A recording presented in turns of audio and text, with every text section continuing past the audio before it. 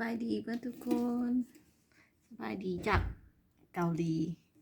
มื้อนี้เอาหิมะมาให้เบิง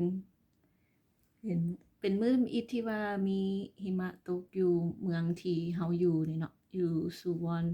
อยู่เกาหลีใต้เมื่อวานนี้ก็แม่นเริ่มหลายแล้วลงแฮงหิมะเริ่มลงแฮงแล้วว่าเมื่อวานนี้แม่นอากาศนี่แม่นนั่นฝนตกเนาะวานนี้ฝนตกเบิดมื้อเลยตั้งแต่เช้าตก100%มื้อนี้ก็หิมะ97%ก็สิเริ่มตกตั้งแต่1โมงหรือว่า10ก็12โมงปลายเห็นเริ่มมีฝอยๆมาละแต่ว่าหลายนี่มัน1โมงแล้วก็สิหลายไปจนฮอด3โมงเนาะอากาศทางนอกก็สิคิดว่าน่าจะ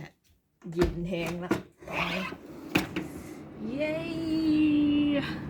ว้าวลงแฮงมาลงแฮงละ